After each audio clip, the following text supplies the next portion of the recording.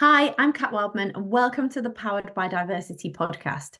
Today, we're joined by Claudia McIntosh, who has set up an epic and thriving EDI program in her large global company.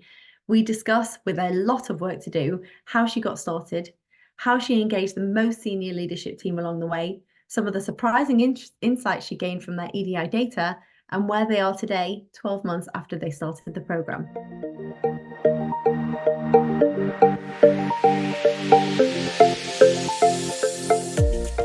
Hi, Claudia. Thank you so much for joining us today. Should we start with a quick intro about you? Yeah, sure. So my name's Claudia. I work for a renewable energy company. This new renewable energy company is based both in the UK, Australia, and in the USA.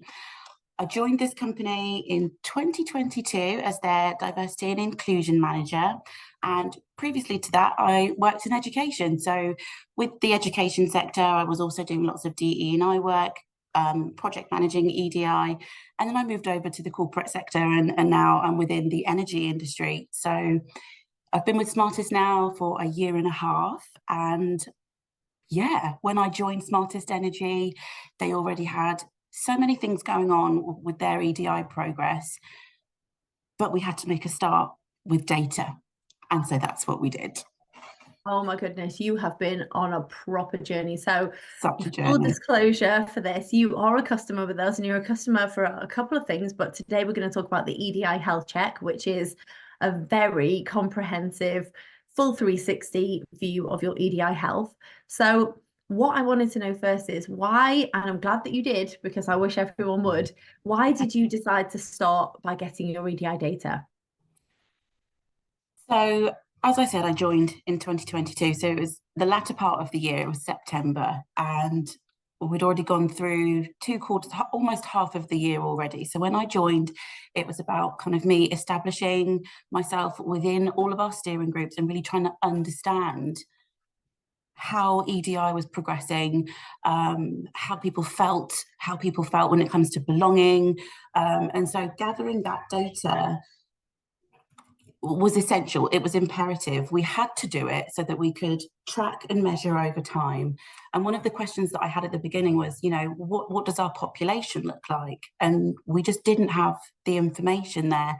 So we have our employee platform where we've got our nationality recorded, our gender recorded, the languages that we speak, but we didn't have any other EDI data. So we also have our ENPS survey, but it doesn't really get into the nitty-gritty of victimization, discrimination, harassment. It doesn't get into any sort of rich information, I would say. And so that's when I went about having a conversation with our CEO, who is a fantastic endorser of EDI at our company. And he said, Claudia, go forth and find something that we can use for our employees, because using the EMPS, in my opinion, and in lots of other people's opinion, is the organisation assessing its employees. And so what I loved about Powered by Diversity and the assessment that you have and that you've offered us is that it gives the employees the chance to assess the organisation. So we went about doing that. We needed to tell a story. And I feel that the questions that were asked, with the way that it's asked using the Likert scale, Likert scale, not sure which one it is, but using those questions really helped us to delve into the minds of our employees, to understand them better and to understand what we can be doing better to serve them. So yeah, and it is a brave thing to do, I think. Because it is scary. You don't know what you're going to find out. You don't know if, with it being our first employee survey of this kind, we didn't know how much uptake we would get, how many people would actually want to submit and share. So there's that whole psychological safety piece. But it was basically, we needed a starting point, and it was the springboard for us. Perfect. I love that. I love that you did that, because that's the reason why we created it, is so that you could see exactly what you're dealing with. When you do a jigsaw and you get all the pieces out and you turn them over and you look at the picture of where you want to get to, I Absolutely. still can't comprehend people doing EDI without having got their data. Yeah. And so I'm so glad. I'm glad that you shared that frame of mind. So did you have much convincing to do in terms of, it sounds like your CEO was already on board, but did you have much convincing to do in terms of the rest of the leadership team, the rest of the leadership of the organization? Because it is a large, rangy organization, isn't it? Yeah, I think, it was fantastic to have the CEO on board. I mentioned that I joined in 2022, and when I did join, part of the EDI plan that was already in place was to get a manager like myself. So I was very much part of the plan. And so when I had those first initial conversations with our CEO, and he said, let's find something. It was then a case of me thinking about who are the stakeholders that I need to get involved, who do I need to convince, who needs to kind of get on this train who isn't already on it. And so luckily for me, and I know that it's not the case in every organization,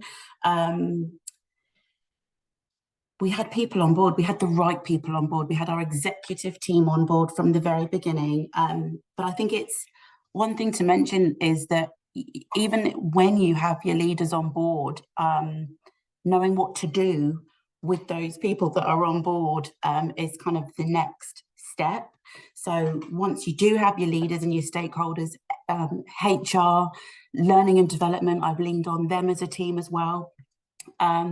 Leaning on our steering groups, and having that governance structure in place is really, really important. So if you are an EDI lead or you're an employee in the EDI space, I think having those governance structures. So we have a group that is comprised of members of all of our steering groups, and this massive group kind of feeds in their ideas, their aspirations and their goals into a strategic group that's sit above. And this strategic group is built from our CEOs from our global regions, a variation of vice presidents from different departments. And so actually by the time we needed to get approval for things, the right conversations had already begun, and it was no surprise to anyone. So I think having a really, really good governance structure is important. This is like music to my ears. We've got one of our training programs is how to set up your EDI program for success, and one of the first things is get that structure in place. So ERGs are super important, but getting those, first of all, executive sponsors in place, and getting that core group, so representatives from each of your ERGs who can come together, a group of ideally 8, but sometimes that's hard to be able to get bringing that stuff back to the middle. So that, like, how did you set that up? Like, that was a lot of lobbying from you. Well, it was kind of already in place, and it just meant for me when I arrived, looking at the steering groups, listening to the steering groups, providing a monthly meet for those community groups to come together, share what they're doing. And I'm supported by a chair of that group as well. So there are, I think when you look at your organization and you can see and you have conversations with people about EDI, they're the people that you want to say, look, can I bring your skill of facilitating? Can I bring your skill of persuasion? Can I bring your skill of storytelling? The more you speak to people about anything to do with diversity and inclusion, whether it's the gender pay gap or race equity, there will be people who it sparks something within their hearts, within their brains. It's about communication. So for me, and I like to talk and I like to find out about people, and so I kind of use my people skills essentially to bring people in and to kind of create a bit of a buzz and a bit of excitement. But yeah, the governance structure was pivotal because, and I'll go on to hopefully say that it was that community group that when we had our results come through, that they were the ones that defined our priorities. We looked at those recommendations and they were the ones to say, look, that's what we want to do. Oh my gosh, I absolutely love what you're saying. I'm gonna ask you about what insights you got from your data, because I know you got a lot of insights, but I want to talk quickly about engaging the actual employee, the wider employee base, with completing it, because I know you're a bit worried about, there's a few questions for them to answer, and I know you're a bit worried about getting that engagement. So is there anything in particular that you did to boost that, in addition to all of the groundwork that you did setting it up? I think looking back, because it's almost a year ago now that we did this, looking back, I remember that I focused a lot on communication. So when I figured out that this was the assessment that we needed to do, I went about communicating that. So first of all with the steering groups, then with HR, getting HR on board, then with executive leaders, then with our operational committee, sharing, presenting in different spaces, essentially, so that everybody knew what was happening, that it was not being done to them, and that this was their opportunity, and I'll just kind of reiterate, their opportunity to assess the organisation. We want to know what you want to say. And I think because it was so different to any of our other kind of feedback forums, that was also quite exciting. It was quick to do. And I think just having those kind of, how long is it going to take you? What are we asking you to do? Giving a really, really nice, comfortable window to complete, and sharing that, in different channels, local emails, your reward gateway, whatever it is, your, blog spaces. It was about the communication and just making sure that everyone felt comfortable before launching it. Brilliant. Absolutely fantastic. You did such a great job. So yeah, let's talk about 81%, which I was know. fantastic. I thought a massive company as well. Absolutely stand out engagement. Fantastic. So let's talk about your data then. So your data came back and it was big data, big data that you could slice in so many different ways, and wrangling that data into a story can sometimes be a challenge. So let's talk about what key insights you got out of the data that you got back. Were there any surprises? Were there any really interesting insights that you thought, oh my gosh, I didn't know that before? I think because of the amount of years that I've been in the DE&I space, and just being a woman of colour with neurodivergence, with children, nothing really surprises me.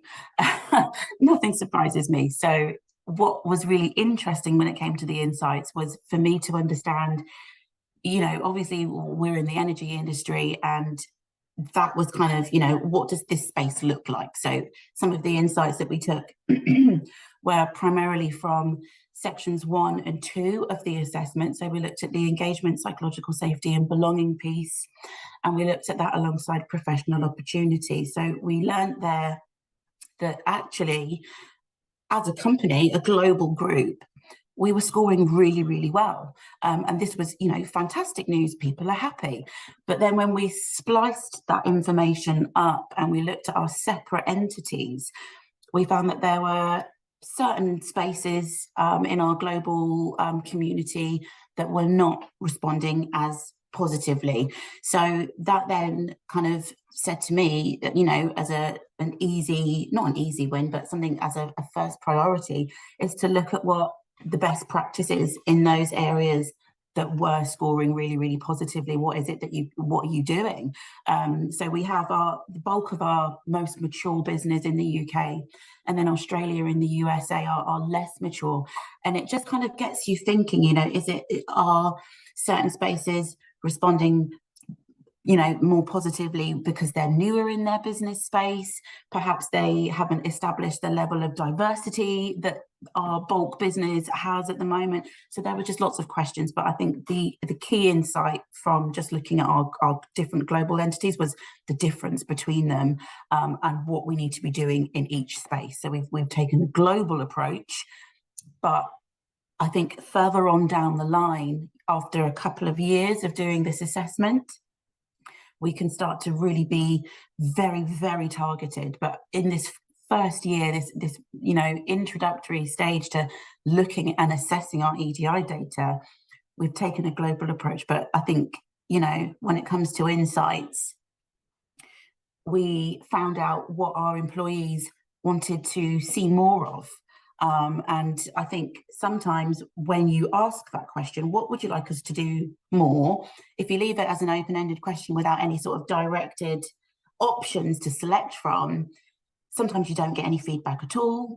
Sometimes it's, very far reaching. So we could take away percentages. And so we now know that our over half of our employees actually who submitted a response want to know more about progression, promotion, and imbalances and inequity in that area. So we know now that that's something that we can easily do. So we've moved into a space where in the UK, obviously, we have, and at the size of the company that we have a mandatory gender pay gap report. So now we've moved into a global space with that. And although our other regions are not having to report on this on a mandatory annual basis, we are still looking at that and communicating that.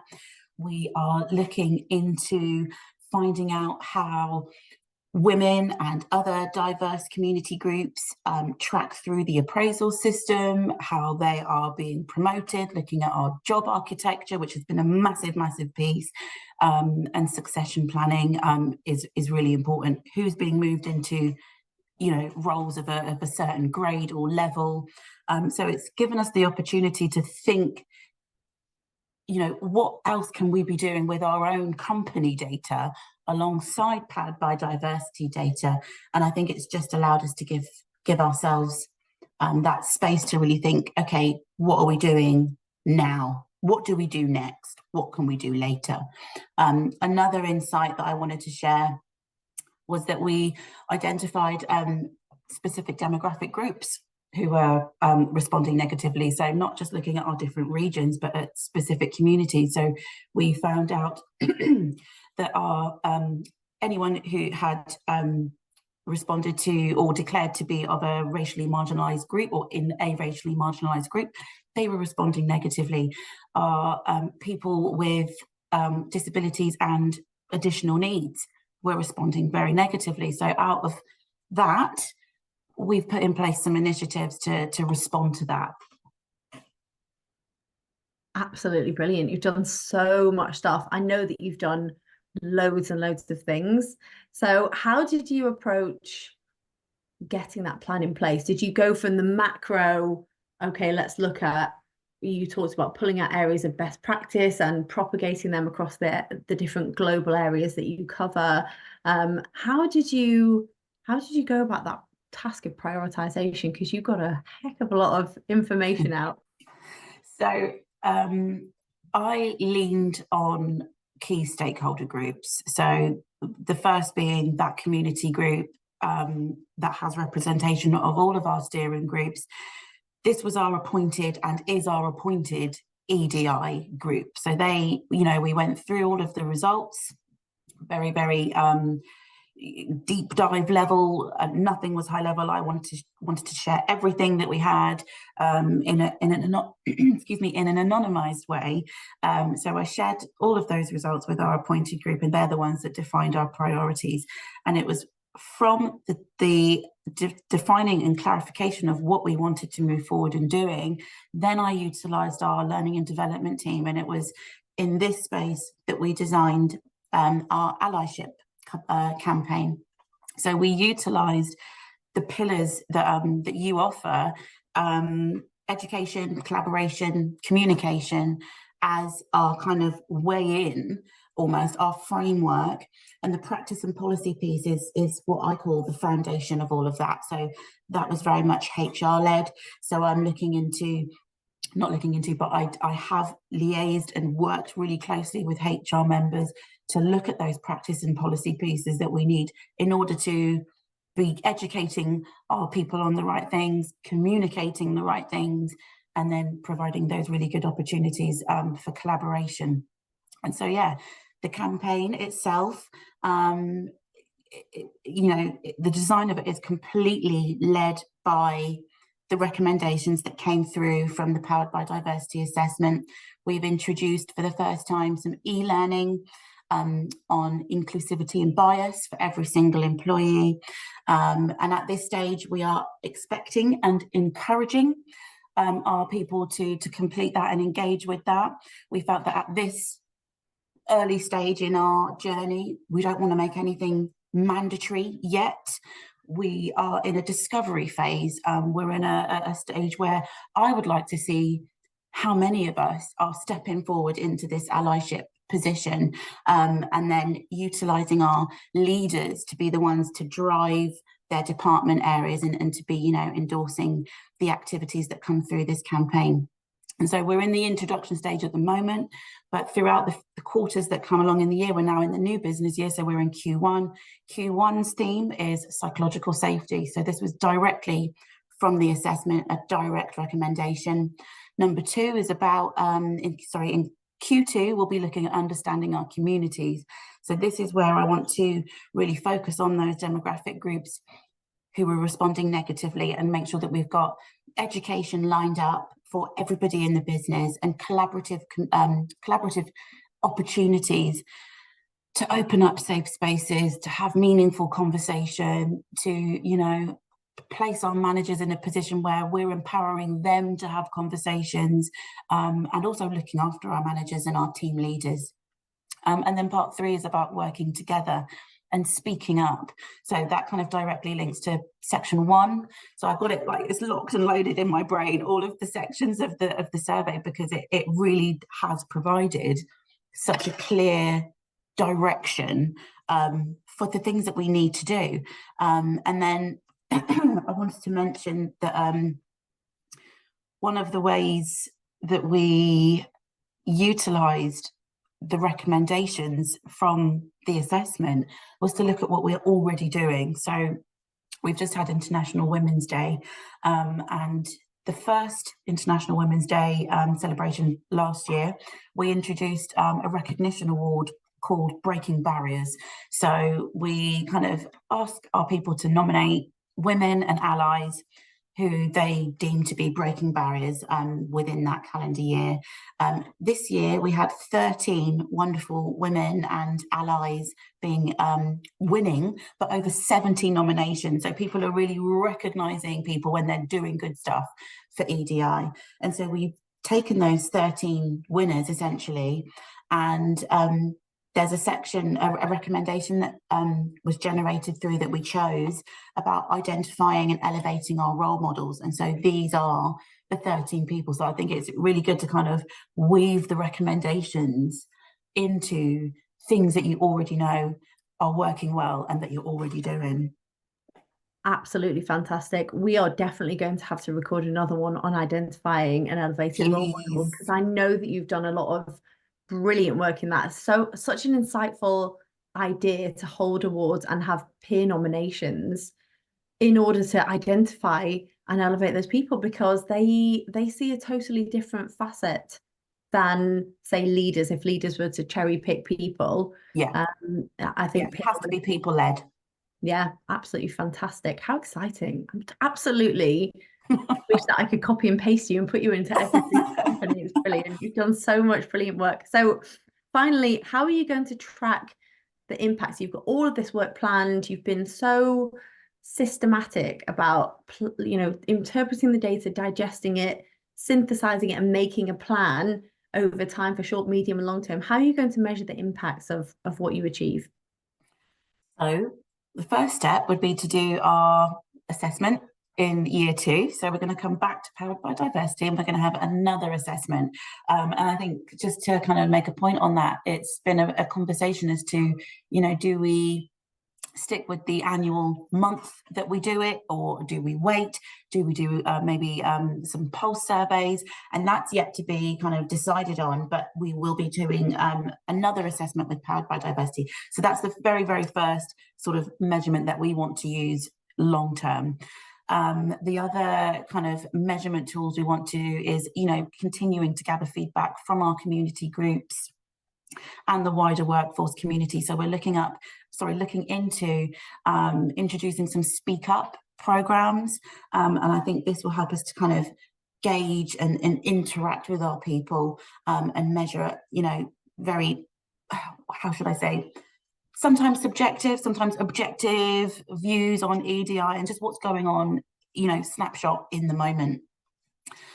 We want to look at the rate of engagement on our allyship campaign. So our allyship campaign sits within our learning platform. So every time something new gets dropped into the campaign, our employees will get an email. So it's, we want to look at that engagement. Who's doing it?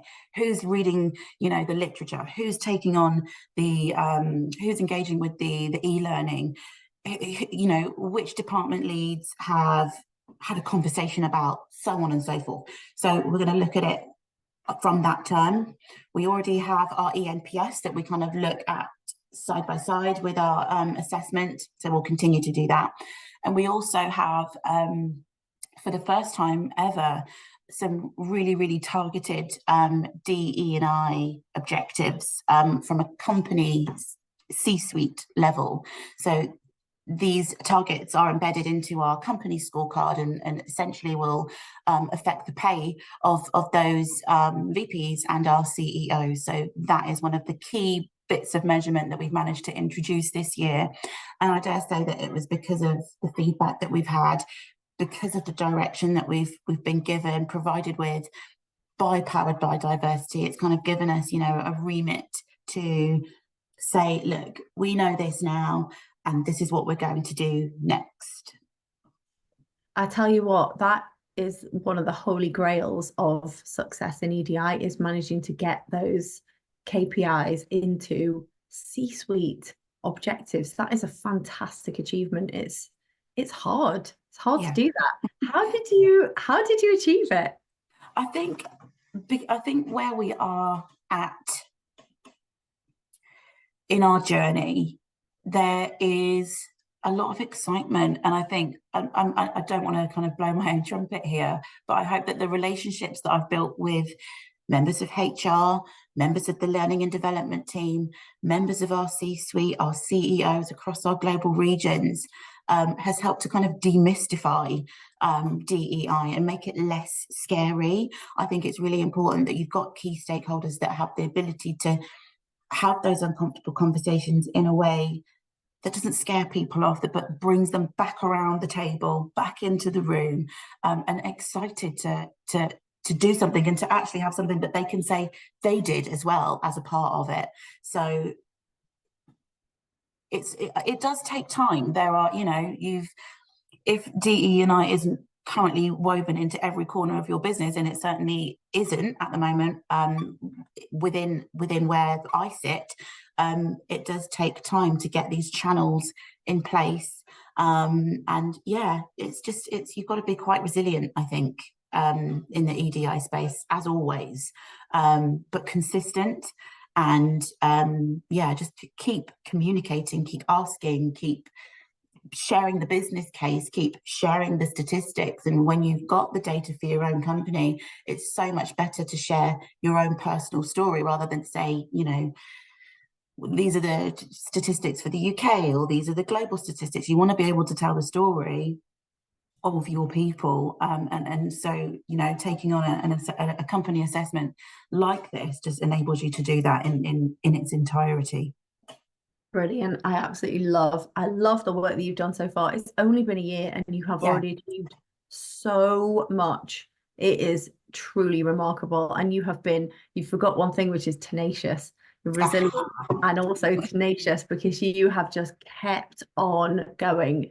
And there was a period there where you had all this data and you had I was like, whoa, I could have blocked out my calendar for a good 6 months just looking at all the written feedback, splicing and dicing, looking at the different demographic groups, and I could have been there for a long time. And I think when you're at the beginning of your journey, it's okay to spend a little bit of time there, but take the recommendations out. And I think going back to that point I made about, looking at what you already do, weaving some of those recommendations into that, it's kind of like a transitional period. So I think, in 2 to 3 years' time, 5 years' time, when we have our assessment results come through, we'll be much quicker at responding, because we'll have an idea of who we are and what we are saying, what our people are saying. But I think in year one, it's definitely like a culture shock. And it's just preparing yourself for that. I think if you're the one who is leading the assessment, just prepare yourself to just kind of want to hide away and just read and read and read and read and contact Cat Wildman for help. It is quite, I love data. As you know, I'm a big data geek.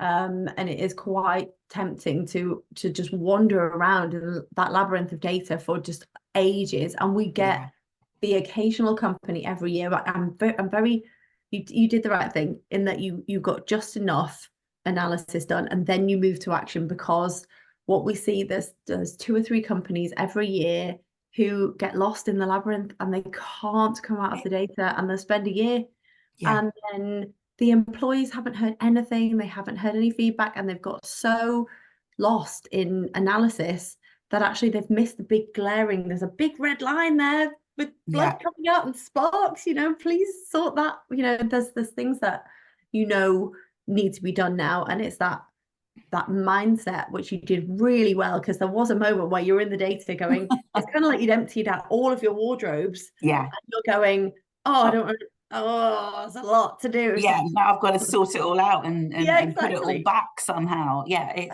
It can be daunting. And I think excuse me, I think you want to, one thing that I have stuck by when it comes to gathering any sort of data and then sharing it is that go with the kind of idea that you want to communicate by saying, you said this and now we're going to do this. Even if you're not really sure what that looks like, use the recommendations from the survey. That essentially tells you what you're going to do next. You might not have all the ideas. This is where, you can bring people in, create your committee groups, that appointed DE&I group, get your strategy together. I think having a really, really kind of bulletproof strategy is important. And gathering your data is the first kind of step. And then you want to get your statement of commitment from your leaders in whatever form that takes. So for us, it's been that we have applied these targets to our company scorecard. That for me is a statement of commitment. If ever there was one, it's going to affect your bonus pay. And then you want that appointed group. You want them to have, your metrics and your measurements and your activities as well. So the allyship campaign is for me really that avenue, that vehicle to bring everybody on this journey and to let everybody know that this is what you said and this is what we're doing. Brilliant. Right, we need to meet again and we need to talk about allyship and we need to talk about role models, because we could talk for ages.